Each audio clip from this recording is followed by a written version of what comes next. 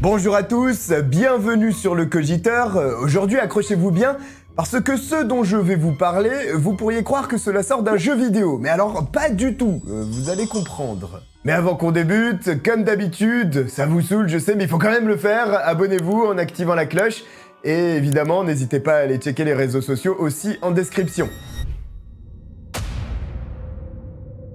Le petit Jack Churchill est né le 16 septembre 1906 à Hong Kong de parents britanniques, Alec et Elinor Churchill.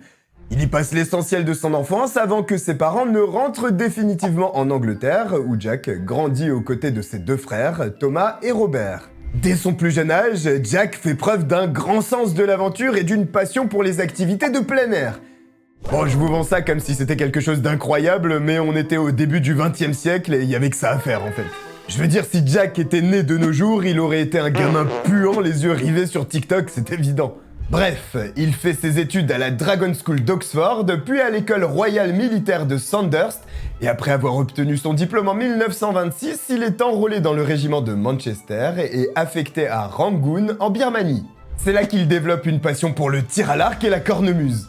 Oui, deux trucs qui n'ont rien à voir, mais ça va revenir. En 1936, la carrière de Jack prend quelques tournants intéressants. Il quitte temporairement l'armée pour travailler comme rédacteur en chef d'un journal à Nairobi, au Kenya. En 1938, il se classe à la deuxième place du concours de cornemuse militaire au Aldershot Tattoo, et un an plus tard, il représente la Grande-Bretagne au championnat du monde de tir à l'arc de 1939 à Oslo, en Norvège. Y a-t-il quelqu'un ayant une vie plus cool que ce mec ? Ah oui, parce qu'il a été acteur également, jouant dans des petites productions.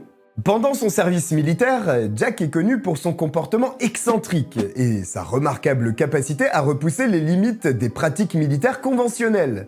Lorsque la guerre éclate en 1939, Jack est impatient de servir son pays et contrer le petit con à moustache qui sévit outre-Rhin. Il est envoyé en France avec le corps expéditionnaire britannique où il devient commandant de compagnie. Et j'espère que les mecs de sa compagnie sont prêts. Et ils ne le sont pas, je vous le dis tout de suite. Au fur et à mesure que la guerre s'intensifie, il acquiert une réputation pour son style de combat unique, qui comprend souvent l'utilisation d'un arc long, d'une épée écossaise et de sa cornemuse bien aimée. Et qui fait ça, sérieux? Partir bastonner du nazi avec une épée et une cornemuse? Le pire, c'est que malgré cette folie ultime, ces méthodes de combat archaïques, cela n'empêche pas Jack de faire résonner son nom ainsi que ses exploits durant la Seconde Guerre mondiale. En mai 1940, alors qu'il dirige un petit groupe de soldats dans une embuscade contre une patrouille allemande en France, dans le Pas-de-Calais, Jack entre dans l'histoire en utilisant son arc, grâce auquel il réussit avec son escouade à terrasser la troupe adverse. Ah mais les Allemands avaient envoyé qui aussi? C'était la 3e d'infanterie aveugle ou quoi? Comment tu peux te faire fumer par un Indien et ses flèches alors que t'as des mitrailleuses?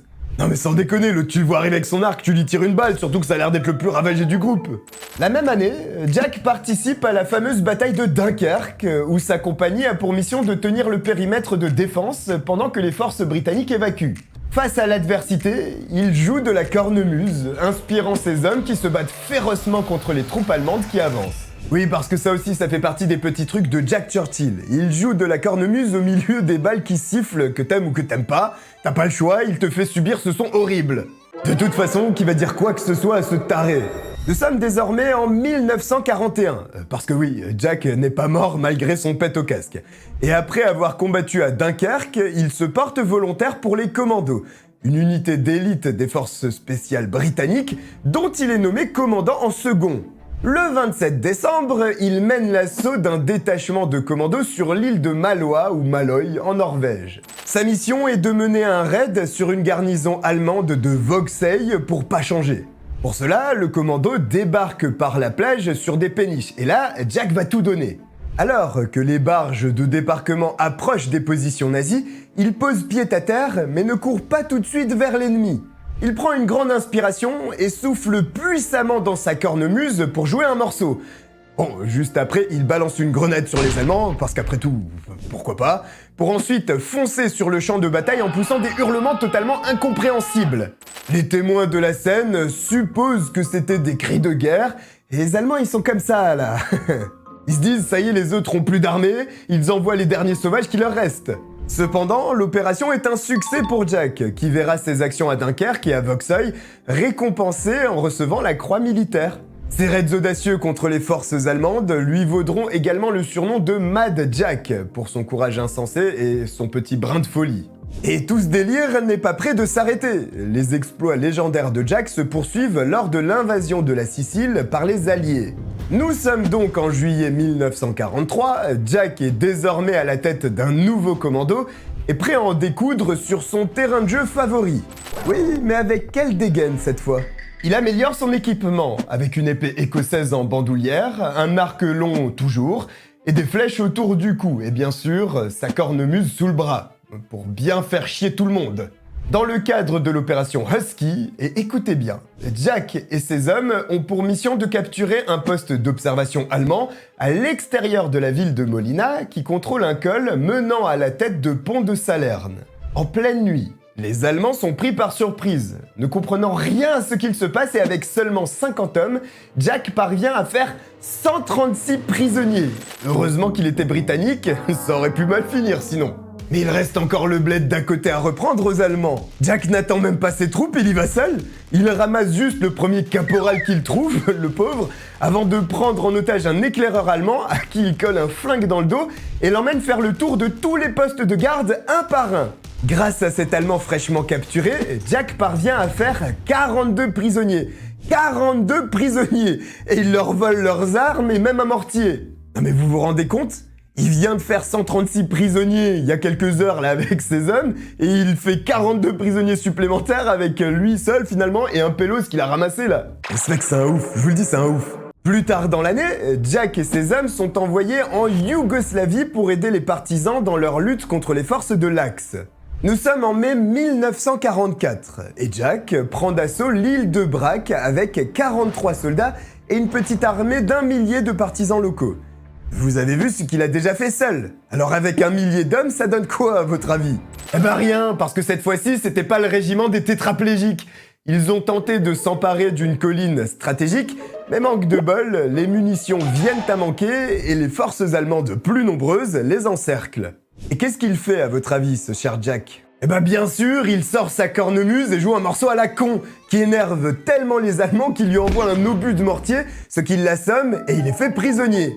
Pendant son séjour en tant que prisonnier, Mad Jack est déplacé à plusieurs reprises, notamment parce que les Allemands pensent à tort qu'il est lié à Winston Churchill, le Premier ministre britannique.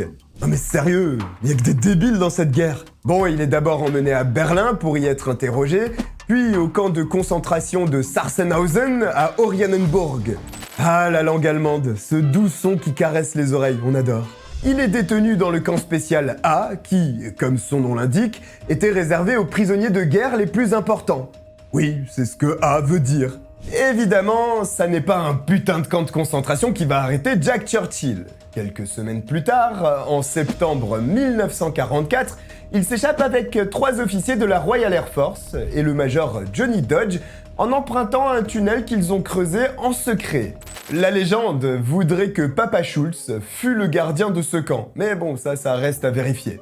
Manque de bol, après 8 jours de cavale, ils se font prendre à Rostock par les troupes allemandes et il est transféré dans un camp de prisonniers plus surveillé au Tyrol, situé en Autriche. En voilà une bonne façon de visiter l'Europe. Faites-vous capturer par l'Allemagne nazie. Bon, visiblement c'était du all-inclusive mais pas terrible. Après ça reste sûrement mieux que les auberges de jeunesse. Pendant son séjour en Autriche, Jack est donc détenu dans un camp de prisonniers de guerre de haute sécurité. Et vaut mieux avec le loustic. Évidemment, Jack réussit à s'échapper à nouveau, une nuit où les projecteurs ne fonctionnent pas. Il traverse les Alpes pour se rendre en Italie où il est retrouvé et secouru par une unité américaine. Le temps qu'il a passé comme prisonnier n'a rien fait pour calmer l'appétit d'action de Churchill, et au contraire, il a la haine maintenant. Cependant, il y a un problème. Les Allemands se sont rendus. Mais les Japonais font toujours la guerre dans le Pacifique. Il part les combattre en Birmanie, sauf que le temps qu'il atteigne l'Inde, les Américains ont déjà largué leur nouveau joujou, des bombes atomiques sur Hiroshima et Nagasaki, contraignant les forces japonaises à capituler. Il est déçu, et c'est rien de le dire, parce qu'il déclare que sans ces maudits Yankees, nous aurions pu faire durer cette guerre encore 10 ans. On comprend bien que Jack s'amuse dans ces conditions, mais enfin à côté il y en a beaucoup qui prennent cher, n'empêche. Non mais ce mec est taré, je vous l'avais dit. Parce que la Seconde Guerre mondiale a peut-être pris fin, mais il y a suffisamment d'autres conflits pour un homme comme Jack Churchill. Il profite de l'atmosphère plus détendue pour atteindre certains de ses objectifs militaires moins importants. Il suit des cours de parachutisme, rejoint le 5e bataillon de parachutistes et réussit son premier saut le jour de son 40e anniversaire. Le dernier moment sanglant de Churchill au combat se produit en 1948, durant les derniers mois du mandat britannique en Palestine. Il est déployé en tant qu'officier au sein du 1er bataillon de l'armée écossaise, à une époque où les conflits entre les forces juives et arabes étaient fréquents dans la région. Enfin, à une époque, on se comprend quoi. Le 13 avril 1948, un convoi de personnel médical et de fournitures escorté par des membres de l'organisation paramilitaire juive Haganah se rend à l'hôpital Hadassah sur le mont Scopus à Jérusalem. Ouah, c'était chaud à dire. Malheureusement, le convoi se retrouve pris dans une embuscade tendue par des combattants arabes. Churchill et 12 de ses hommes se trouvent dans la région, et bien que les ordres britanniques étaient de rester en dehors du combat, ils n'écoutent pas, tentant d'évacuer les membres du convoi à bord d'un véhicule blindé de transport de troupes. Ils assurent un tir de couverture contre les forces arabes, mais les camions du convoi prennent feu et 77 des 79 personnes qui s'y trouvent sont tuées. Après la mort d'un de ses soldats, Jack décide de retirer ses hommes. La carrière militaire de Churchill dure jusqu'à sa retraite en 1959, mais par la suite il est principalement instructeur dans divers centres de formation de l'armée britannique, un peu partout dans le monde d'ailleurs. Par la suite, il s'est tenu à l'écart des projecteurs jusqu'à sa mort en 1996 dans le Surrey, à l'âge de 89 ans. Comment il a pu vivre jusqu'à 89 ans en faisant tout ça ? Une vie incroyable, remplie, mais remplie à ras-bord. Tu fais pas plus, tu peux pas faire plus de trucs dans une vie que Jack Churchill. C'était totalement incroyable. L'autre, il débarquait en pleine Seconde Guerre mondiale avec une épée et il hurlait sur les Allemands. C'était énorme. En tout cas, c'est un personnage qui m'a marqué. Si vous aussi, et si vous avez aimé que je vous le présente, n'hésitez pas à liker et à vous abonner en activant la cloche, c'est très important. Je vous remercie de m'avoir regardé et on se dit à très bientôt pour un nouvel épisode du Cogiteur. Ciao.